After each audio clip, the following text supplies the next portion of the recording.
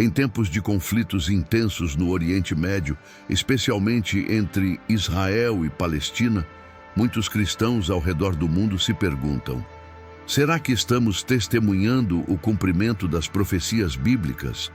Manchetes de jornais, discursos políticos e até sermões em algumas igrejas reforçam a ideia de que os atuais eventos no Oriente Médio estão diretamente ligados ao fim dos tempos.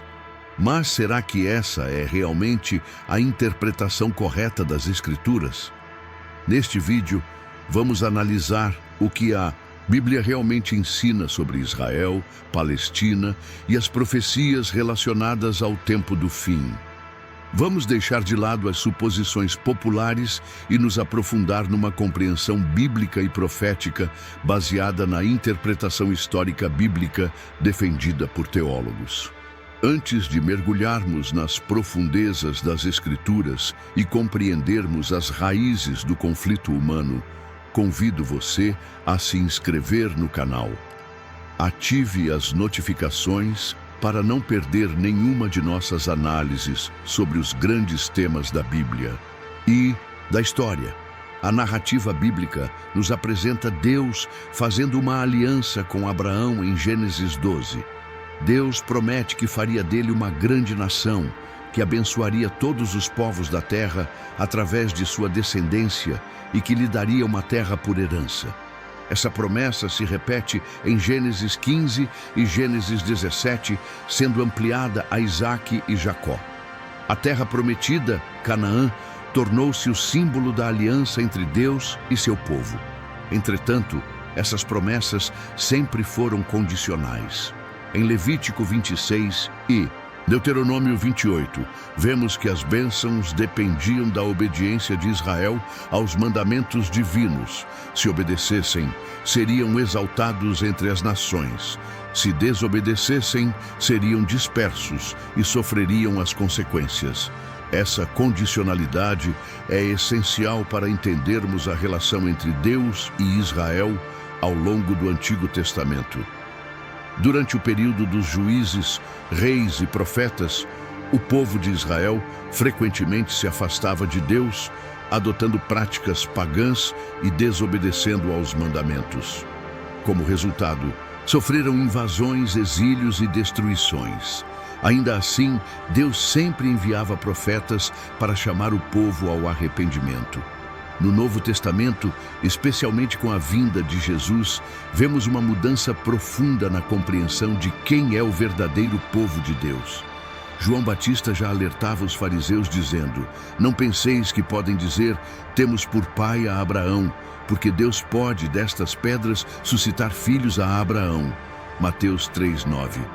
Jesus lamenta sobre Jerusalém: Jerusalém, Jerusalém, eis que a tua casa te ficará deserta. Mateus 23, 37 e 38. Essa expressão indica um ponto de ruptura. O centro religioso, antes símbolo da presença de Deus, estava prestes a ser abandonado.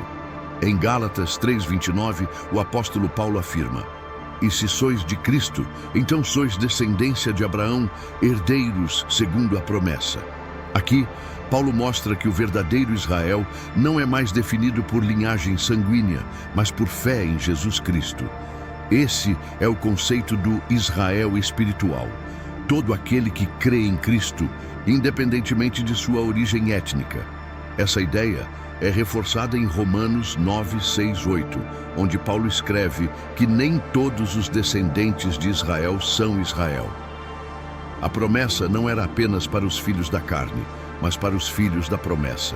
Portanto, com a rejeição messiânica por parte dos líderes judeus da época e a aceitação do evangelho por gentios, o foco da profecia migra de um povo étnico para um povo espiritual, mundial, formado por todos os que aceitam o evangelho. A profecia de Jesus sobre a destruição de Jerusalém se cumpriu de forma notável no ano 70 depois de Cristo, quando o general romano Tito invadiu a cidade, destruiu o templo e dispersou os judeus. Esse evento marcou o fim da centralidade de Israel no plano profético literal. Eusébio, historiador cristão do século IV, relata que os cristãos, ao verem os sinais preditos por Cristo, Lucas 21, fugiram da cidade antes do cerco. Essa destruição foi vista pelos cristãos como um juízo divino pela rejeição do Messias. A partir desse ponto, o templo, os sacrifícios e as práticas do judaísmo não tinham mais papel central. O novo templo seria espiritual e a presença de Deus estaria agora no coração dos crentes. 1 Coríntios 3, 16, 17. Muitos intérpretes modernos aplicam passagens de Ezequiel, Daniel e Apocalipse ao Estado moderno de Israel, criado em 1948.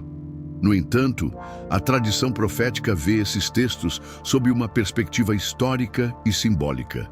Por exemplo, a profecia das duas bestas de Apocalipse 13 não trata de Israel como nação literal, mas de poderes político-religiosos que atuariam nos últimos dias em escala global.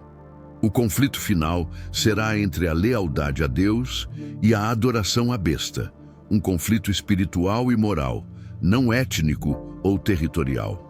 Ezequiel 37, com a visão do Vale de Ossos Secos, é muitas vezes citado como prova da restauração de Israel. No entanto, o próprio texto interpreta os ossos secos como a casa de Israel em estado espiritual morto. Deus promete vivificá-los, uma promessa cumprida em Cristo e na pregação do Evangelho. Daniel 9 também é usado erroneamente para falar de um futuro anticristo judeu ou da reconstrução do templo.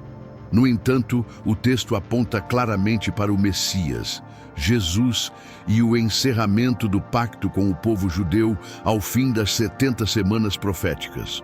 O conflito moderno entre Israel e Palestina tem raízes históricas, políticas e territoriais. Trata-se de uma disputa por terra, identidade nacional, segurança e sobrevivência. Não é correto aplicar diretamente profecias bíblicas a esses eventos sem considerar o contexto histórico e profético real. A profecia bíblica não aponta para uma guerra final em Jerusalém, mas para uma crise global envolvendo a adoração, a lei de Deus e a fidelidade a Cristo. A Batalha do Armagedon, Apocalipse 16, 16, é simbólica e representa o clímax do conflito entre as forças do bem e do mal. Como cristãos, entendemos que devemos ter empatia por todos os envolvidos, judeus, palestinos, árabes e ateus. O chamado de Deus é universal. Todos são alvos de sua graça e devem ser alcançados com a mensagem do Evangelho eterno. Apocalipse 14, 6, 7. Diante de tantas tragédias, bombardeios, mortes de civis e sofrimento de inocentes, nossa atitude como cristãos deve ser de compaixão, oração e missão. Não devemos tomar partido político, mas sim demonstrar o amor de Cristo a todos. Enquanto muitos se apegam a ideias nacionalistas e guerras como sinais de vitória, Jesus nos chama a sermos pacificadores. Jesus disse: "Bem-aventurados os pacificadores, porque serão chamados filhos de Deus." Mateus 5, 9. Nosso papel é ser instrumentos de reconciliação, proclamando o Evangelho e preparando o mundo para o retorno de Cristo. As profecias não giram em torno de uma única nação, mas da preparação do mundo para a volta de Jesus.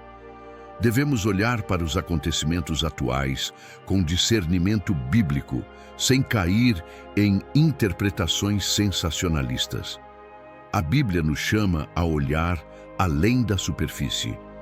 O verdadeiro conflito não é entre nações, mas entre o reino de Deus e os reinos deste mundo. O inimigo real é Satanás, que tenta dividir, matar e destruir. Mas Cristo já venceu na cruz, e sua vitória é a nossa esperança.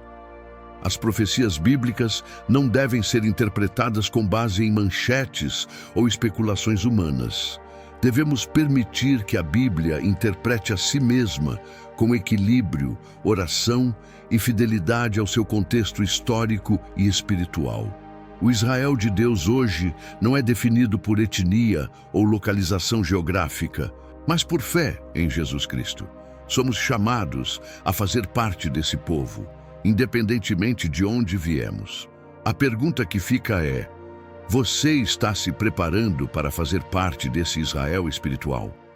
Você está vivendo como cidadão do reino de Deus? Se este conteúdo falou ao seu coração e deseja continuar a explorar esses temas cruciais à luz da Bíblia, a forma de nos apoiar é simples.